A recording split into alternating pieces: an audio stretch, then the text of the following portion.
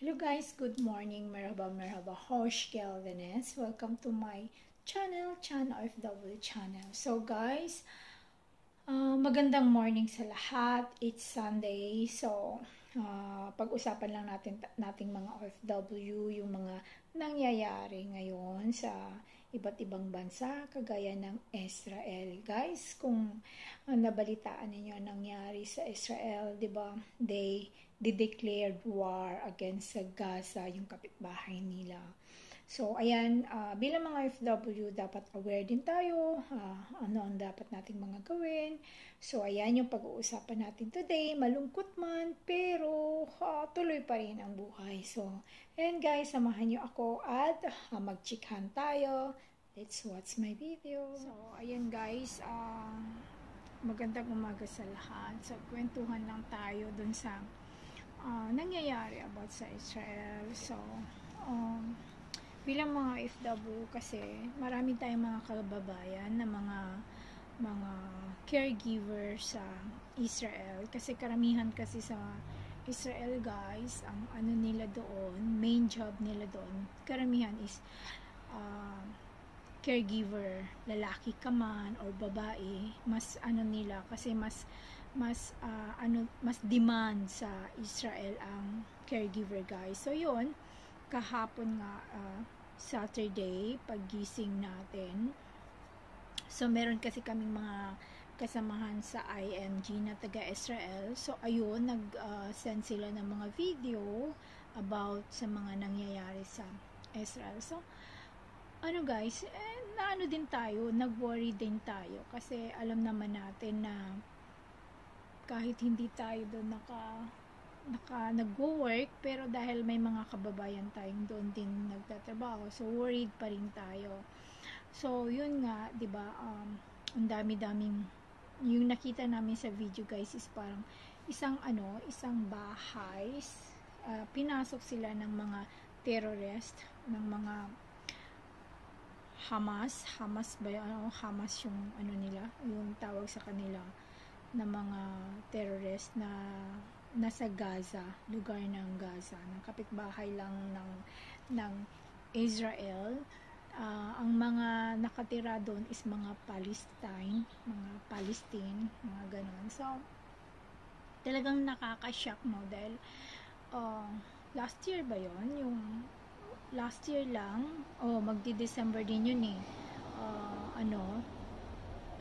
Yung mga rockets, 'di ba? Yung may binobomba din yung mga Israel. Ang kagandahan sa Israel guys, kasi meron silang machine na kapag yung rocket pinapapunta sa nila, sa country nila, sa lugar nila, is meron nang sa taas, kumbaga sinasalubong yung rocket na nasa taas, sinasalubong para dun pa lang sa taas pumuputok na, para hindi malaki yung damage sa baba. Pero talagang meron pa rin nakakalusot. So pag may nakakalusot, so meron pa rin tinatama ang mga building, at saka meron pa rin mga injured na nangyayari kasi nga pag nasunog yung building, syempre of course may mga taong nakatira doon sa building na yon, and then may mga damages. Ang nakakatakot talaga guys is yung pinasok sila sa isang building, kumbaga house to house, bahay na bahay, and then pinagbabaril. So yun yung pinaka-worst kasi halimbawa kalaban natin is calamity. Yun lang naman talaga ang natin dito sa mundo eh.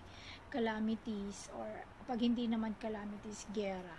Yung dalawang yun. Or namamatay tayo dahil sa sakit or mga pandemic, mga ganun, ika nga. Pero pag sinabi nating war, and then yun, inatake ng mga terrorist, at saka binahay-bahay, parang, oh God, my God, nakakagimbal, diba? Nakakagimbal. Kasi minsan isipin natin, akala natin safe na tayo sa loob ng bahay, pero kapag merong ganun palang pangyayari, yung mga bahay na yun is malapit sa boundary ng Gaza. So yung Gaza naman is hindi na mga Jews, hindi na mga Israelites ang mga nakatira doon. Most of them is yung mga Palestine na mga kalaban ng Israelites. Kasi nasa Bible, guys, kasi na ano natin na ang kalaban noon pa man nag-aano na yan. Kumbaga noon pa man sa panahon pa ng Old Testament and then New Testament, talagang magkalaban na talaga. May magkakalaban na talaga ng mga country, no? Yung mga Israelites, kalaban nila yung mga Palestine, kalaban nila mga ibang, yung kung ano yung mga lugar na nakapaligid sa kanila, kalaban nila yan. Kasi pinag-aagawan nila ang mga lupa, pinag-aagawan nila. Tsaka yung kahit na yung sa Vikings, kung napanood niyo yung sa Viking, guys, nung unang panahon, di ba talagang nagta-travel sila, mga pirates, di ba? Mga pirata sa dagat, talagang nagta-travel sila just to conquer one place, inaano nila, kinukuha nila yung isang lugar, pero yung mga Vikings naman is inaano lang nila yung mga gold, yung mga kumbaga nang aano na lang sila, robbery, yun ang ginagawa nila just to earn a living. Yun yung panahon nila noon. Pero ngayon kasi, di ba, high-tech na, pero hindi pa rin talaga umaano sa akin yung explanation, guys, na yung worst business or the big business or malaking perang pagkakakitaan is war. Yun yung ano nila. Pero I really don't know what is the explanation about that. Yung pag sinabi nilang war is the business daw. So, di ba, siguro anuhin lang natin sa ating maliit na kaalaman, okay? Kumbaga, i-analyze natin sa ating maliit na kaalaman. Pag may war, may nagsusupport ng mga weapons na ginagamit, bumibili sa isang bansa, like America, for example. Lahat ng mga bansang nagigera, bumibili sila ngayon ng mga weapons sa Amerika. Kasi, Amerika is sila yung napakalaking producers ng mga weapons for war. Kahit yung mga bala, sila yon. Siguro maybe that's one of the reason, no? Yung mga weapons. Then, second is yung mga donation, di ba? Pwede nilang pagkakakitaan kasi maraming bansa ang nagbibigay ngayon ng support, financial support, hindi man military support, but financial support, nagsusupport sila. So yun nga ang mga hersey noon na gusto ng Amerika na magkakagulo ang mga iba't ibang bansa para panay ang order sa kanila ng mga weapons, mga gamit sa pandigmaan, kahit pati mga bala. Di ba? Ang tanong, may mga comment dun. Sa dami-dami, for example, 3,000 rockets ang inano ng mga Palestine papuntang Israel. Ang tanong, sino ang nagsusupport sa kanila ng mga rockets, weapon? Di ba? Yung mga ganon. May kwan. Of course, yeah, merong isang bansa niya na nagsusupport. Yan. So, para na tayong naging para na tayong nagiging war analytics nito. Ang concern lang naman natin, guys, is syempre may mga kababayan tayo doon. Syempre, we are praying na sana tumigil na, sana maging okay na, pero yung yung isang lieutenant nga sa IDF, International yung DF Forces, Israel Defense Forces, IDF. So, Israel Defense Forces ang nagsalita kanina madaling araw, 3:something AM in Israel. Tapos paggising ko, yun, nakita ko sa na talagang they are try to defend Israel. Kasi nga sa terrorist act na ginawa ng mga Palestine. So, ganon. Matagal na yan kasi nung last year nga, di ba, yung binobomba nila yung Israel. Tapos nakikiusap yung ibang bansa na tumigil ka na Israel, wag mo nang bombahin ulit yung kalaban mo kasi ayaw natin ng war, ganon. Pandaigdigang Ano yung war sa Tagalog?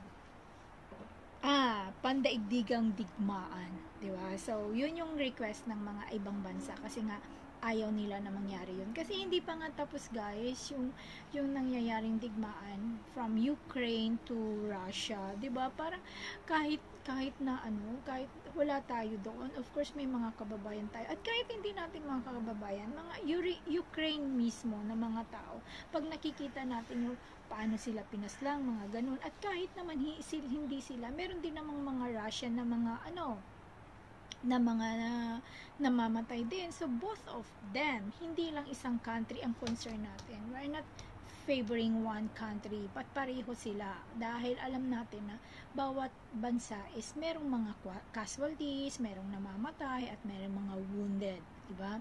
So ganun din, sana hindi pa nga tumigil yung gera ng Russia at saka ng Ukraine, meron na namang nag-uumpisa, diba? Parang, Lord, ito na ba yung sign ng pagbabalik mo? Pero mula noon pa naman talaga meron ng mga digmaan. Hindi lang high-tech yon, hindi lang high-tech. Sa Old Testament talagang makikita mo na nagkakabayo sila or even nilalakad lang nila or nagbo-boat sila, 'di ba?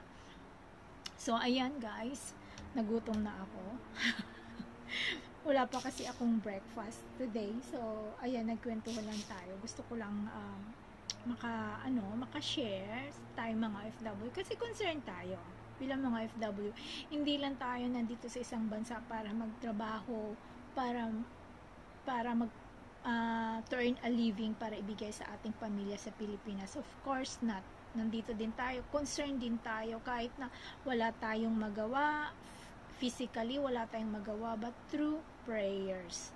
Yan lang po ang napakalaking magagawa natin, napakalaking ambag natin kasi alam natin na hindi man tayo makatulong physically pero through prayers, yan yung pinakamalaking miracle na pwede natin gawin dahil alam natin si God, yun yung the most powerful weapon, the most powerful thing in this earth, in this universe is prayers. Naniniwala ba kayo?